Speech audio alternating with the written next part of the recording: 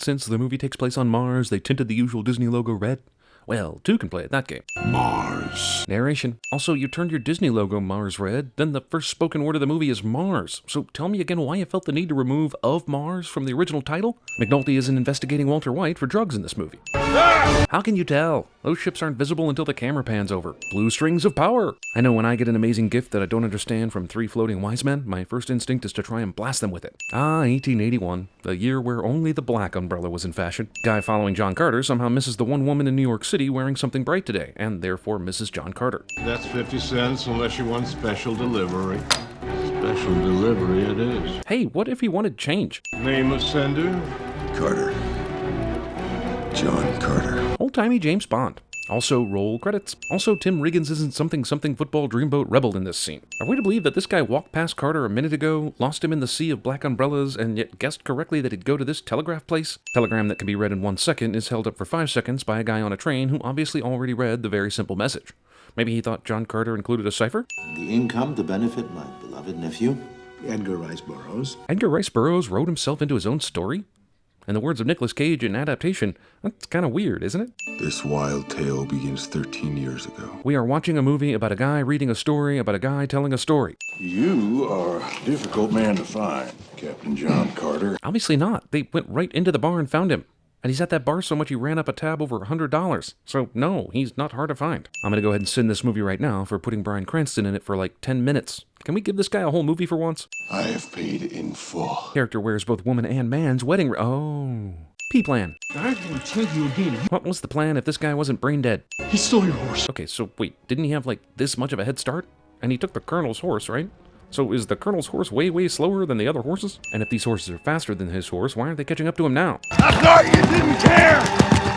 I don't! I thought you didn't care, I don't cliche. A series of plot conveniences leads John Carter to the cave he's always been looking for and finds it just at a time when one of these hologram dudes shows up. Mars is convenient, in that it has an atmosphere with air to breathe and it's not ridiculously cold, and less gravity so that John Carter can become Superman. Did the hatching begin because he started looking at them? Or is it just super coincidental timing? Thankfully, this amulet that is clearly the conduit to travel between Earth and Mars is picked up by someone central to the story within minutes of it being lost in complete wilderness. This guy just tried to kill Carter, but because Carter jumped really high, immediately flips his goals upside down and fights for Carter's life. Point is, this guy really likes jumping. Don't ever show him Space Jam. Tharks.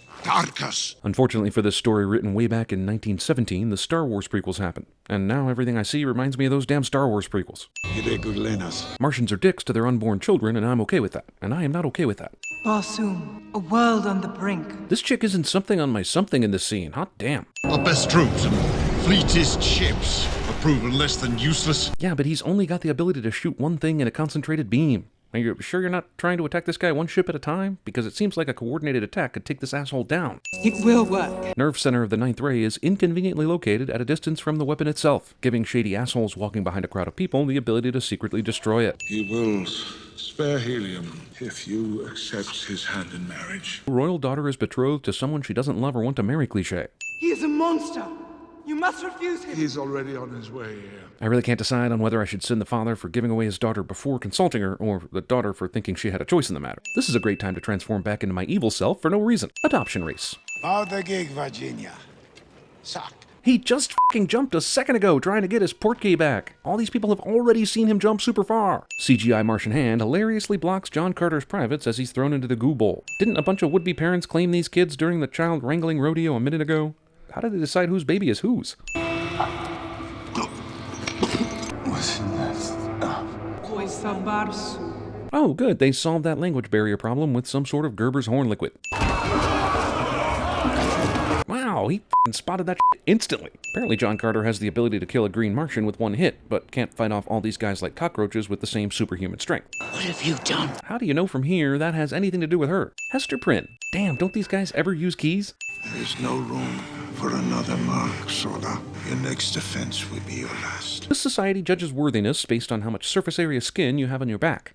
A really fat guy could get away with twice as many crimes. Seriously, keys? Accidentally well-timed dramatic attack coincides with John Carter's big prisoner prove yourself scene. That don't look like a fair fight. Seriously, am I missing something? It's a beam of light that he shoots in one direction, and multiple ships should be able to surround and fire upon his ship no problem. She survives all this shit. Okay, so now Gambit and Wolverine's girlfriend from X-Men Origins Wolverine are in the same shot, reminding us of X-Men Origins Wolverine. Carter loses his sword, but thankfully it literally lands in the hands of the princess, who is already obviously his true love. No, take him alive. We've been told that this blue yarn thing has more power than just for killing, so why can't he use it to subdue or capture a prisoner? You can still bleed like...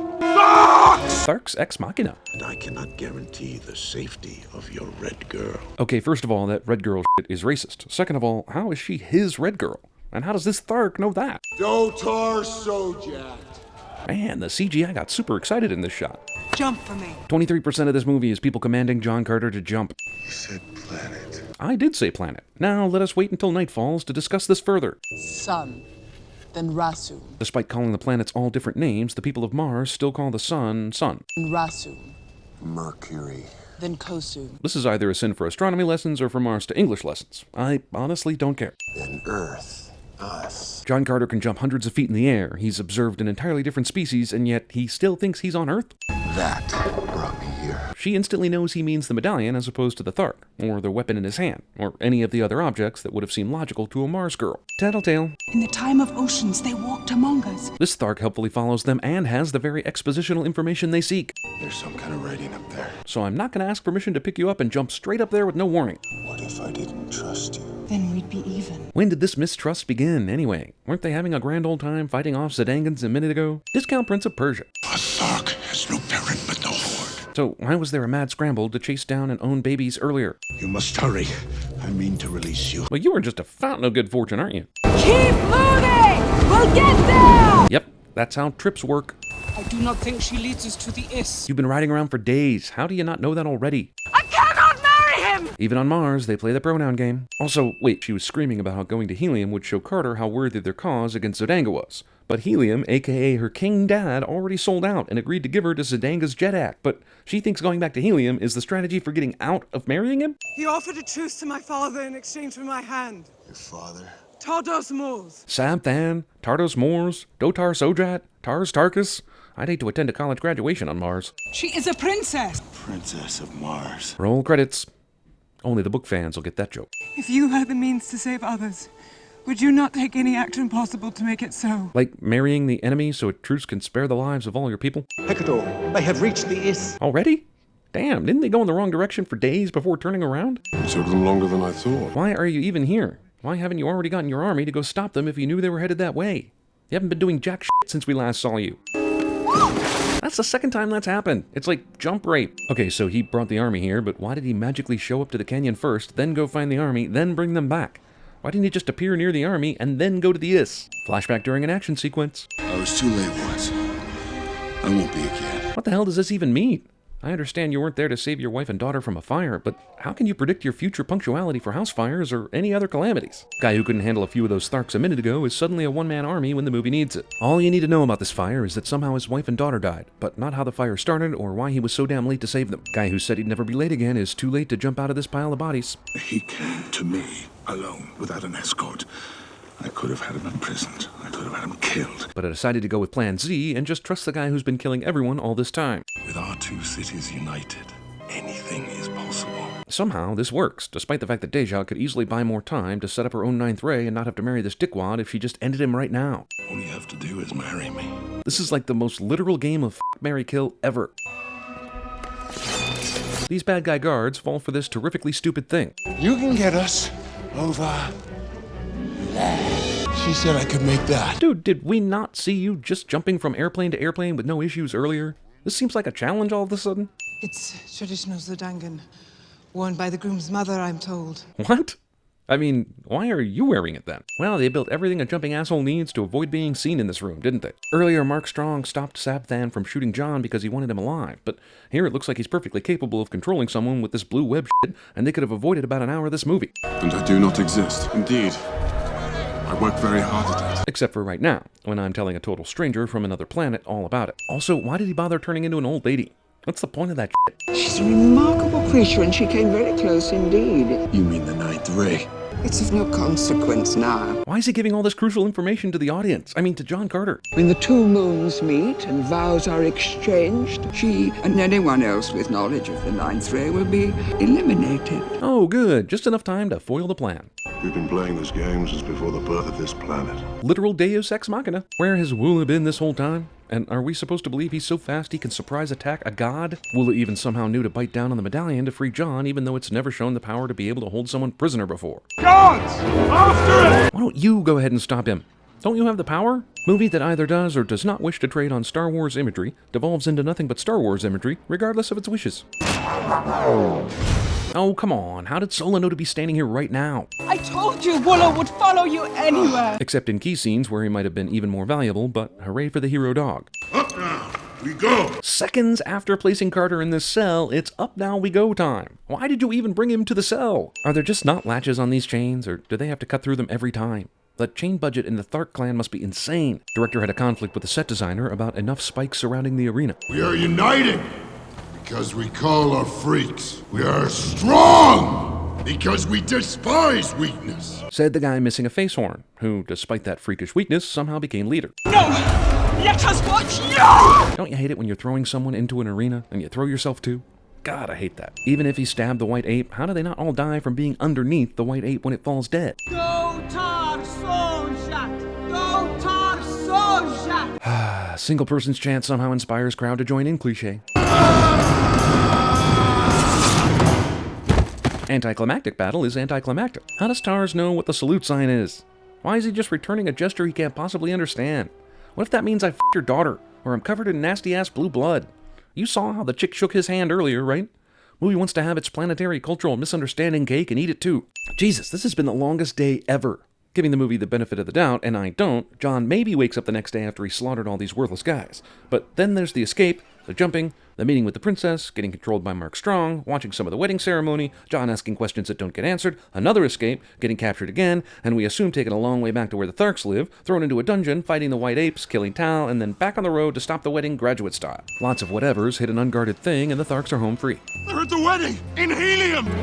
How could Carter have predicted that, head-slapping asshole? This culture's weddings have the bride and groom carry a literal chain en route to the marriage ceremony. No!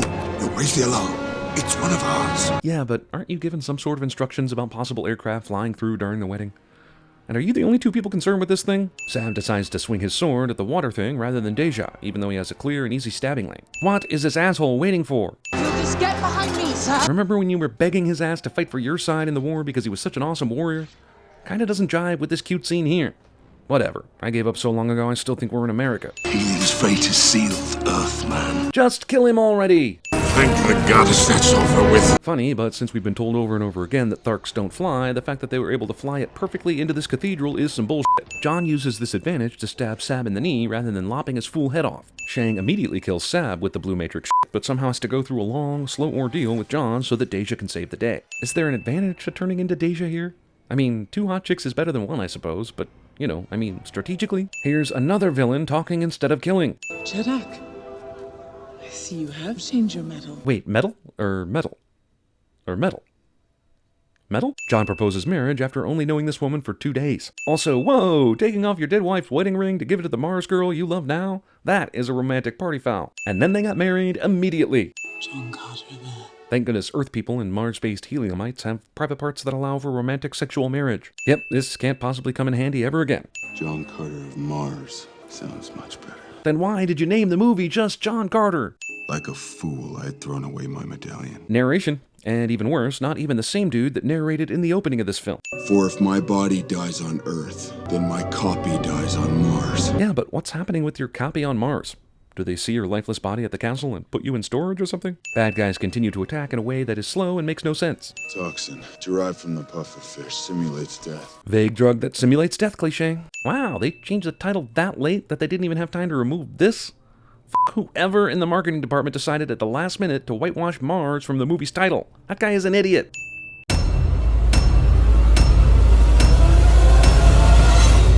You will jump, Virginia.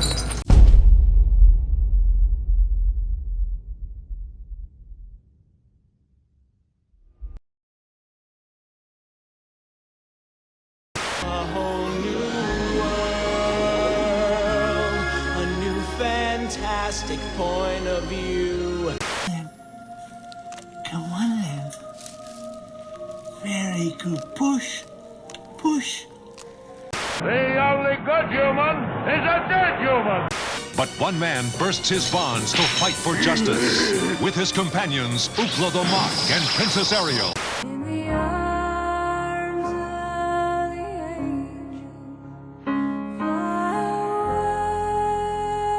Sir, perhaps together. The Mokhtar chant of strength. Larak, Tarath. Larak, Tarath. Larak, Tarath. Larak, Tarath. Larak, Tarath. Larak, Tarath. Larak, Tarath. Help me, Obi-Wan Kenobi. You're my only hope.